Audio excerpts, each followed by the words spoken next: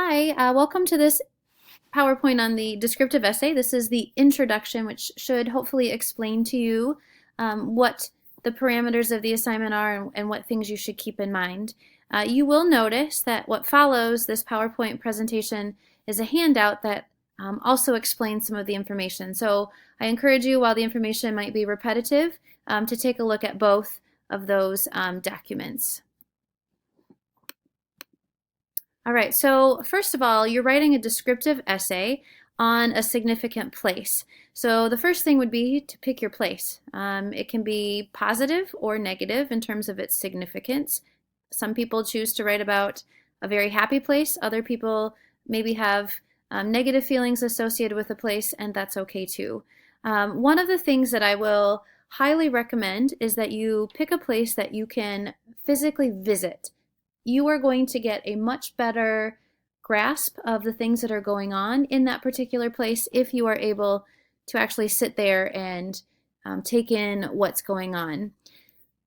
Because it's descriptive, you will be asked to use your five senses, so sight, sound, taste, touch, and smell.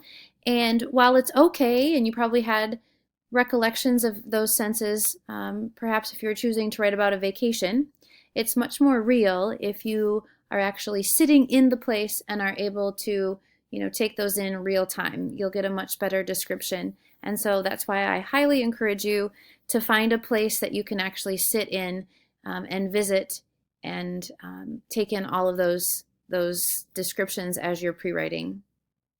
The second thing, obviously, is it's a descriptive essay, so it has to include some descriptive writing. And throughout this week, you're going to be exploring things like figurative language, show versus tell, which is also listed as a bullet point, so pay particular attention to those things. You will want to include a couple of examples of figurative language. I'm not asking you to include all 7 of those, obviously, but maybe if you can include 3 of the 7, that might be a good idea or kind of a goal for you to hit. In terms of the show versus tell, that is something that you'll run into this week. Just as a quick overview, you can do a lot of telling. You can say, that the place was disgusting. You can say that the place made me angry. You can say that the place was sad. You can say that the place was cheerful. Those are telling sentences, and I want you to show me instead. So don't tell me that the place was really cheery and upbeat and happy. Show me. So what kind of details would show me that that's the type of place that is? So that's just kind of a show versus tell technique. The third bullet there under descriptive writing talks about the physical and the emotional. So while the physical is important, also show us the feelings of the place or the feelings that you have that are associated with this particular place. Your overall main goal with this descriptive essay is to put the reader where you are. So make us experience what it was or what it is that you experience every time you visit this place. All right, one other thing that you'll have to include is a dominant impression. Dominant impression is an overall feeling that you get from being in that place and that you also want to recreate for your readers. And so you'll read some examples this week of essays that have a very specific dominant impression, whether positive or negative. And what you'll notice about those is that the words all work to that tone. And so probably what you'll want to choose first is this going to be a positive dominant impression, a positive tone, or is it going to be negative? And then go from there to try to get more specific in terms of your dominant impression. And hopefully you'll understand more about that once you go through the content pieces of this week. So be very careful in choosing your place. Pick a good one. Make sure you can include lots of figurative language, lots of sensory detail, lots of show rather than telling kind of descriptions, and then make sure that it includes a dominant impression. Some other things to think about as you're choosing, and this is kind of a strange one, this idea of a stationary narrator. The idea of a stationary narrator just means that you can't physically move from one place to the other. So you have to pick a vantage point. And you need to figure out where it is that you're going to be sitting or standing or observing your particular place. Maybe you're going to be a player in that particular piece, and that's fine too. But what is going to be your vantage point? You can't move. The reason being, we want you to go into depth in terms of your description. We don't want you to skim over the top, which is sometimes what happens when you can move from place to place. A specific example of that might be if you were describing a park. You can sit at the park bench and describe in detail what's in front of you, what's behind you, what's, to the right, to the left, above you, below you. If you all of a sudden start walking on a trail, you're going to be describing hopefully all of those things plus everything that you see along the way. And so your description gets to be too long. You might only, give a couple of sentences to something that maybe could be given its own paragraph. So that's the reason for the stationary narrator. So make sure that in the place that you choose, you have a particular vantage point. People have done this in lots of different ways. I've had high school students who have written this paper who have been on the football field, and it's during a timeout, or it's during when they're in their three-point stance. They're describing what's going on all around them.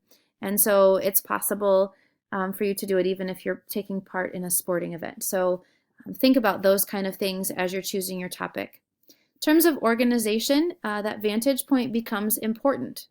How is it that you're going to orient us, I guess, in terms of where you're sitting, and how are you going to move from one piece to the next in terms of things that you're describing? And so will you use things like to the left of me, to the right of me, above me, below me, and kind of help your readers that way? That would be one way for you to organize. Sometimes something will call our attention, so you might hear the whistle, and so that causes you to turn to the right or to the left. And so that will help in terms of transitioning, but be careful of organization. We don't want it to be like a ping pong match where we're, talking about something that's ahead of us and then behind us and then above us and then below us. It should be more specific than that and kind of more organized than that. The next big bullet is that it needs to be consistent in terms of tense and point of view. Tense means verb tense, so we want to make sure that if you are describing this as if it happened in the past, that you stick to the past for all of your verbs. If it's in the present, then obviously stick to the present. And also in terms of point of view, we want to be very careful so that you're not mixing in the you pronoun. I would imagine that most of these will be first person. It will be you who's doing the acting. And so you'll use first person pronouns like I and me and we. And so there's really no use for the you because that would be then an inconsistent point of view. So just be careful of the pronouns that you're using so that you're not mixing you in with the rest of the body of your paper. Again, this is just a little paragraph that shows description. What description does is it makes the abstract more concrete. And there's a couple of ways to describe. You can physically describe something, or you can go into even more depth and show us kind of the layers of things that are there. I just don't want to know color and size. I want to know other things. And so you don't always use adjectives and adverbs to do that. You may, but you use similes and metaphors. Almost poetic language is kind of what you're looking for. So if you want to take a second, you can surely read through this paragraph.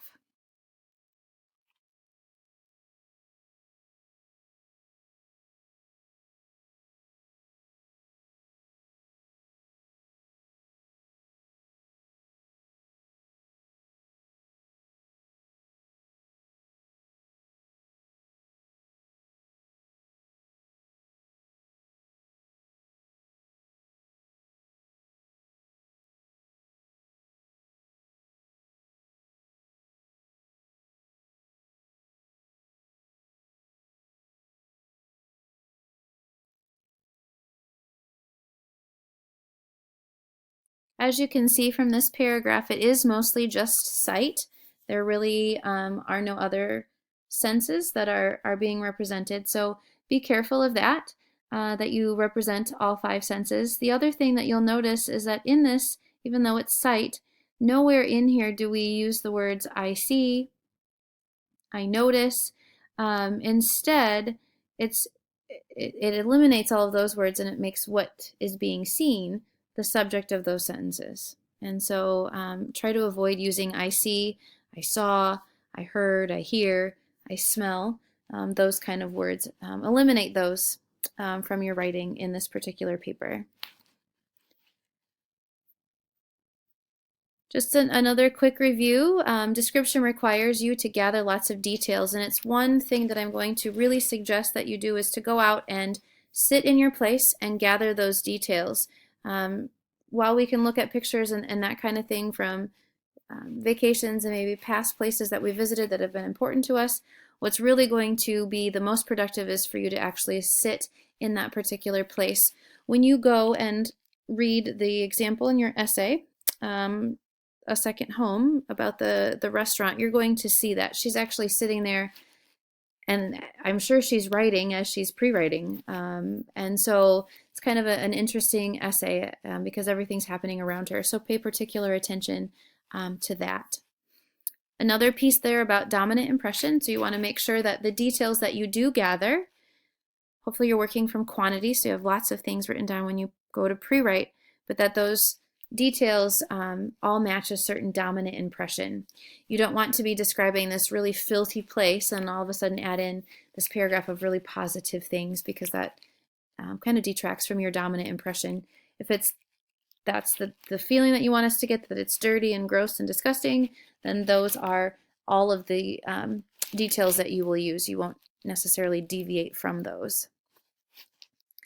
In terms of organization, again, just a little bit more specific, you want to make sure that you're either arranging spatially, in terms of size, in terms of importance, but whatever it is, make sure that it is logical and organized.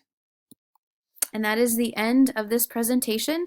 If you have any questions about topics or you're questioning things, definitely shoot me an email and I will do what I can to help you. I wish you good luck. Pick great topics, and I look forward to reading your pieces.